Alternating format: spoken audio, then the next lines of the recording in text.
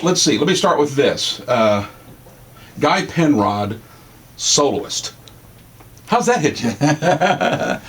Oh man, I honestly, I think I gave up on the thought of doing that 20 years ago. When we moved to town and growing up in church, I sang all through my childhood, and Dad, always encouraged it, and he had a lot of preacher brethren who would have me at their church as a kid. I was junior high and high school age. And he might go over and speak, and then I would sing and give a concert. And so I was accustomed to it and thought, well, what do you know? And at 16, I had an aunt that I was her favorite little nephew, and she blessed me with the money to go record a record. So at 16, I did a solo record. It was a custom thing. And I had a great time with it. And kind of thought, well, who knows? And went to college and ended up singing for myself through college on a singing team. And coming to Nashville, I pursued that. I pursued session work, which thank God he opened the door rather quickly, and I was able to make a living doing that. And in those first couple of years, pursued the idea of cutting a country record from a Christian's worldview perspective. At the time, Paul Overstreet was hitting it on all cylinders. Mm-hmm. Don Schlitt and No Block and those guys were killing it. Mm-hmm. And it was a nice atmosphere for that, and I'd got a deal with Polygram and started to record this record that I've just now finished. Of course, different songs, but same philosophy.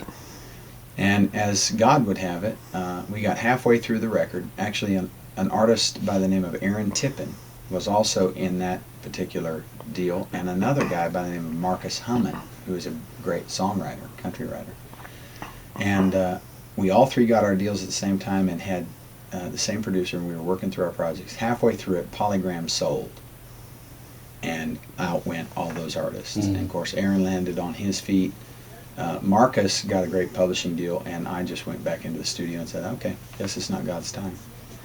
And at that point, I thought, I don't really, I'm not one of these, I gotta be me, and go out and perform in front of people. I really could be just fine if I could make the ends meet. That's my problem. I can't make money doing anything but singing in order to feed the family, Yeah.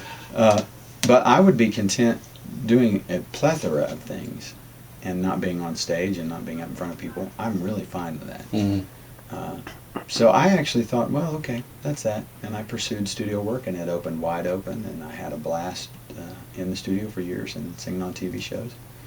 And when Bill came along to say, would you want to sing the vocal band, it was rather out of the blue to me, and I had to really consider it. Do I want to do this or not, get up in front of people? And then, of course, we had 14 fabulous years together. It was great. I wouldn't trade a moment of it.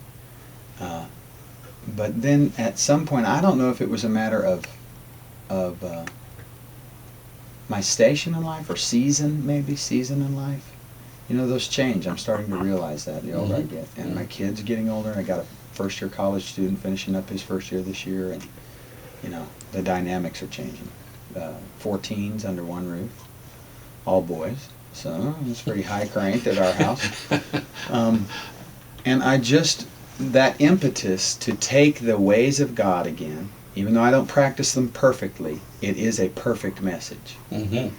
And I just believe this stuff, and I see the culture around us decaying and eroding under our feet. The moral value and the fabric of our country, not just speaking necessarily at church, I'm not talking about the church, I'm talking about the culture, mm-hmm.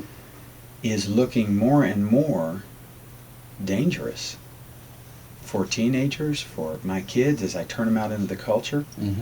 And I just started to have a compassionate tide build in my heart to say, we have to get the ways of God, those truthful, practical, pragmatic ways that work. The Maker gave us a manual for the human body, and it's the Bible. his ways work. And if I would just lift those up in the culture to hopefully stem the tide of, well, even teen pregnancy. There's a song on my record about abstinence, young enough to know better. Mm-hmm. I had some say, "Are you sure you want to put that on there?" And I said, "Absolutely. If we as believers aren't talking about it, who's going to?" Mm-hmm. Marriage and staying married, and how great that is. Not necessarily thumping people that didn't, but just lift up the fact that it works beautifully if you stick it out. Mm-hmm. Not that I'm done, but we've got 26 years under our belt, and I know that's not a lot based on well, my audience. There's a whole bunch of older folks that have followed our music through the years, and so much to learn from them. I felt like it was time. I have some stuff to say and to sing, and so that was an impetus for me, and drove me with the energy to say, okay, I think I'm going to try this. I think we can do this. And I'm going to give it to God and try to not sweat the smaller stuff and let Him take the music where He wants to take it. And it's been very scary standing up there by yourself when you used to a posse around you, Mm-hmm. But God has sent some wonderful people as we toured our first year now under our belt to play with me and sing with me on stage live. And long answer to your question there, but it's good. It's definitely been a wonderful experience, and I'm thankful for the opportunity to expound in front of people, which I didn't get to do in the vocal band, and the guys can't really do. Sure. I mean, Bill can't really. There's only so much expound. time. Right. Yeah. And even though it's his stage, really, he doesn't even have the time because there's so many artists and so much good material to share at a homecoming concert.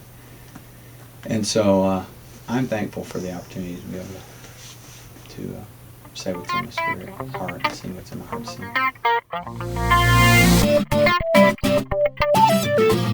sing.